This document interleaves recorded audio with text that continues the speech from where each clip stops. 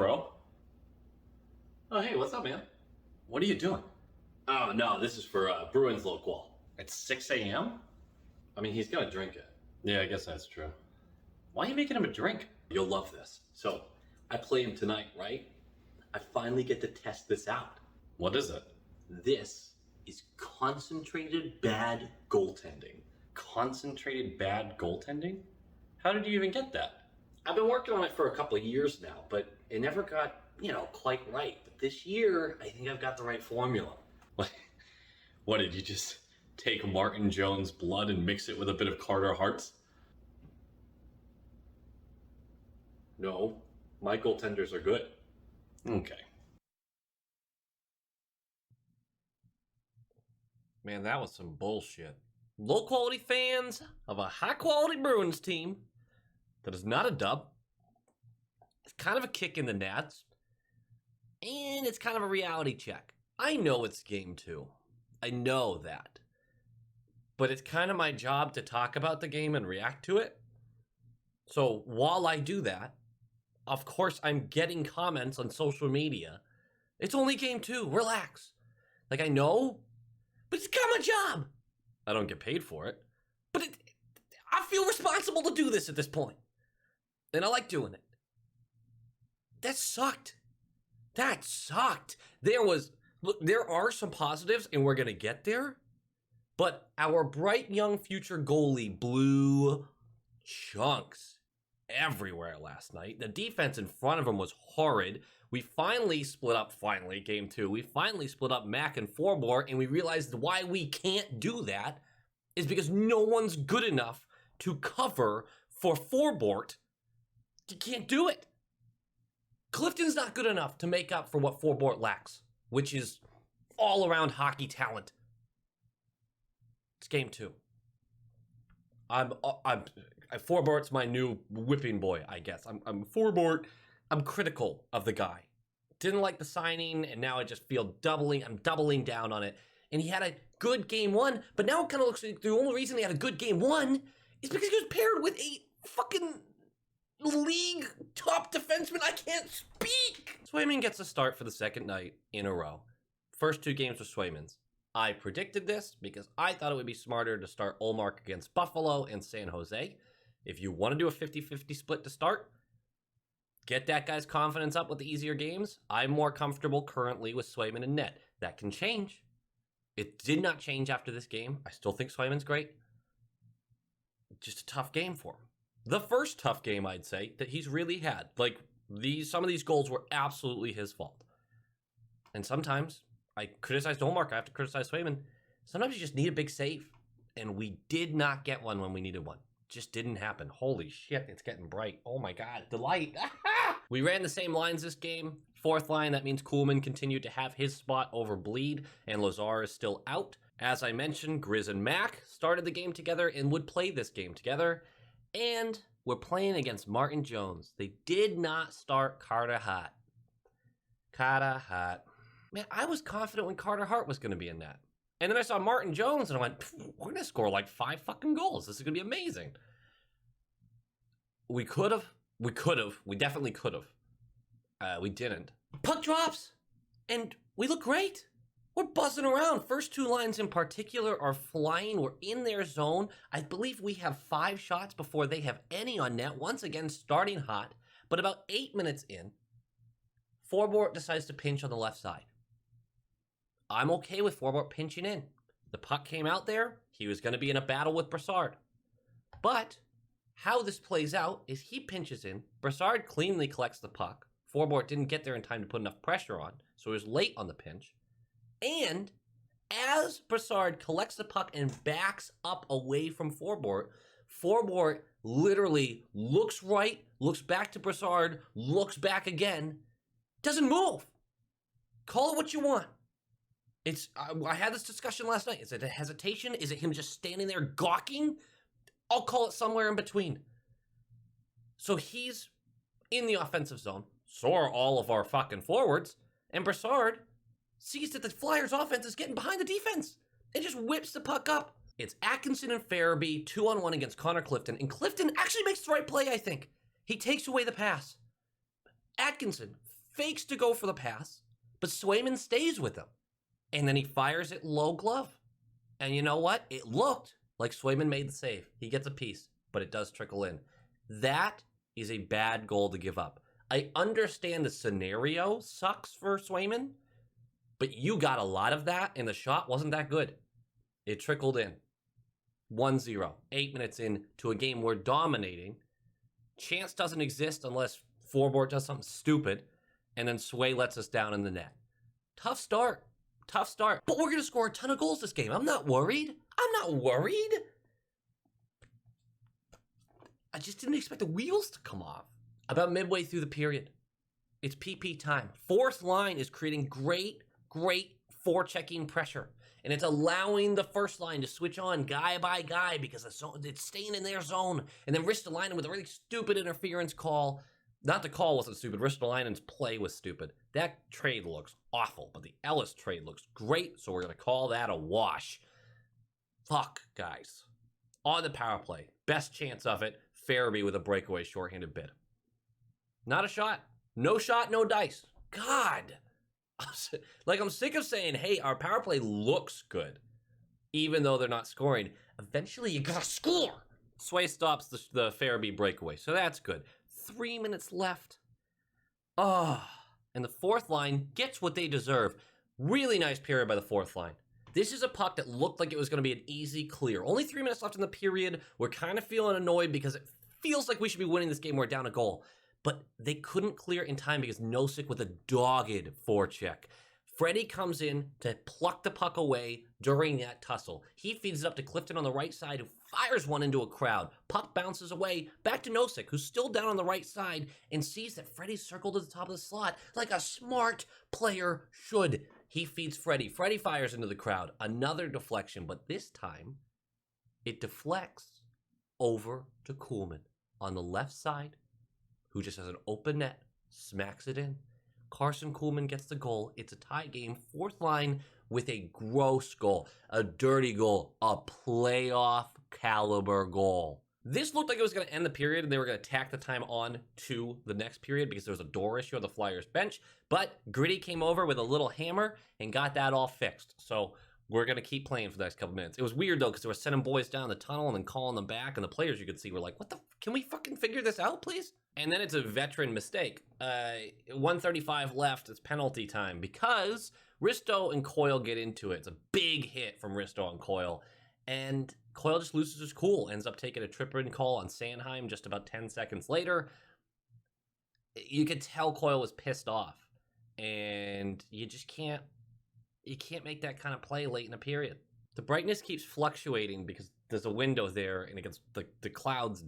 I'm trying to control it as best I can, but I can't. This is just a power play goal. Again, there was a lot of playoff-like goals in this one. It was just Ryan Ellis at the point. He just fires one into a crowd of people. Swayman comes out to attack a little too far. You got to remember that where you do want to take those angles away with those point shots, when you have a bunch of bodies in front of you, there's going to be rebounds bouncing around.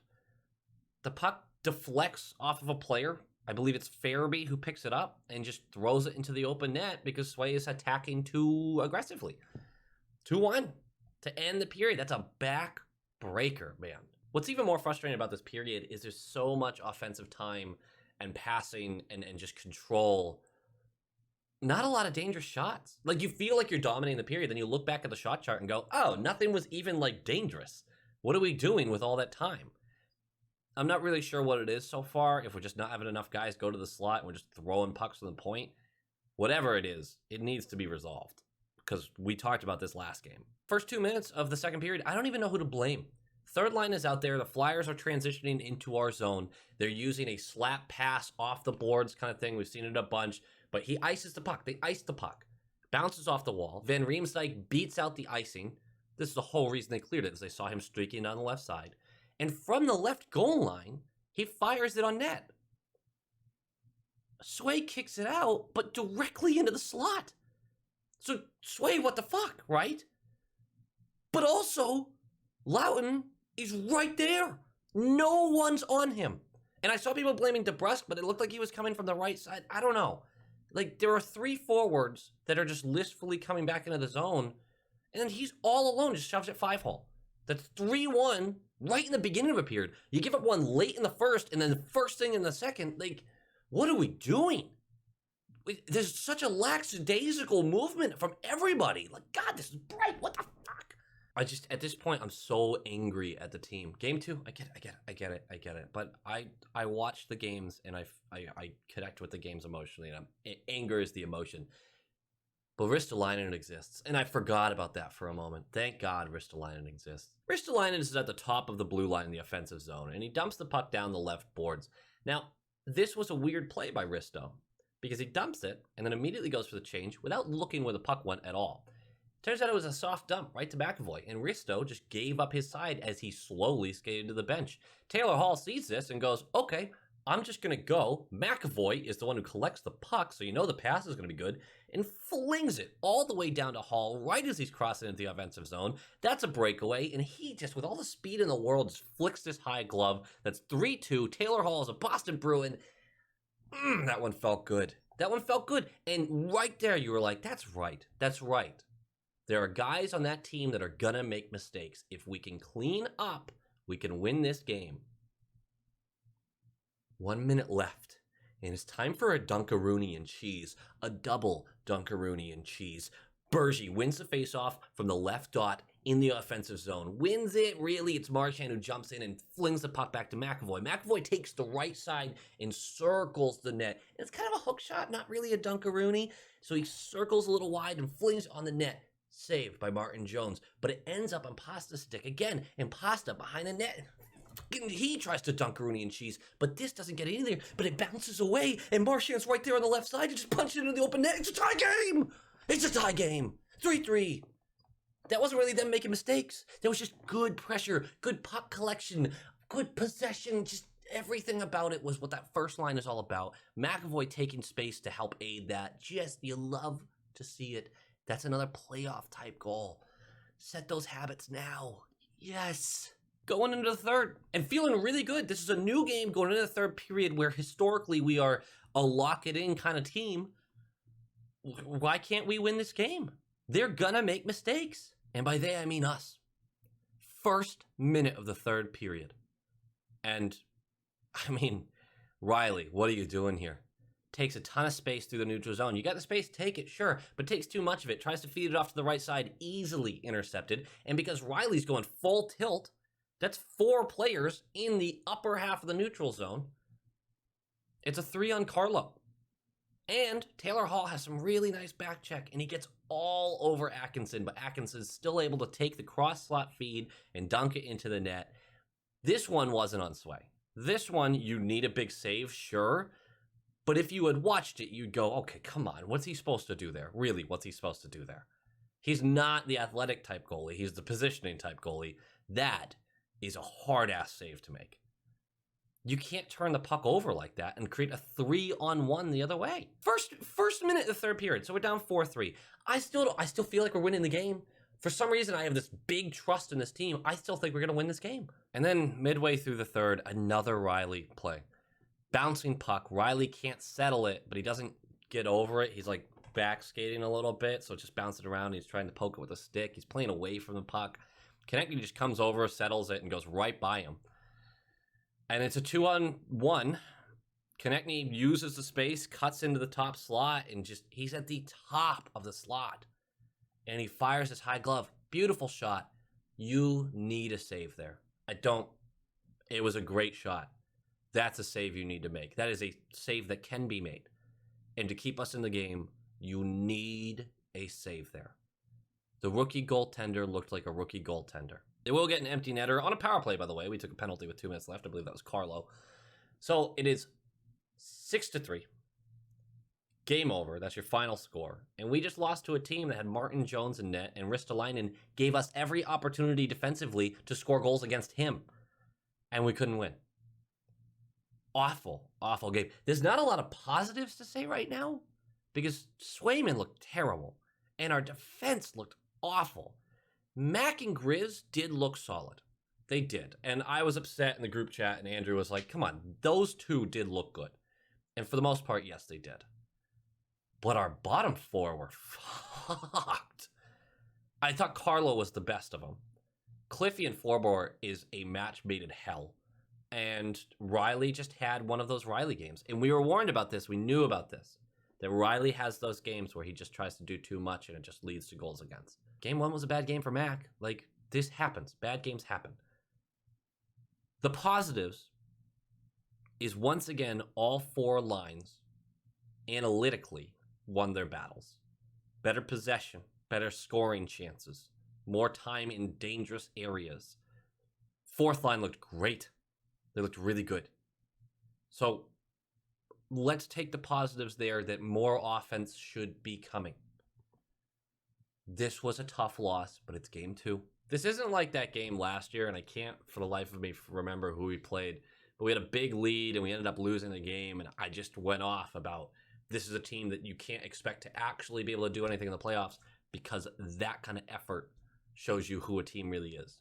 This is game 2, and a lot of bad bounces and some bad goaltending. If we even get decent goaltending in this game, it looks a lot different. Looks a lot different. We might still lose, but looks a lot different. I will say Pasta looked really rough this game. He had one of those games where he could not keep the puck on his stick. Every time he touched it, he tried to do too much and just lost it. Wasn't doing a good job setting up his line mates. I mean, obviously he had the assist, but just for the most part, really tough game for him. Foligno did get injured in the second period, did not come back for the third. It looks to be an upper body injury. I don't have any more information on that yet, but I assume the call-up is going to be Studnicka, where they'll probably move Howler to the wing and put Stud on the center for 3C.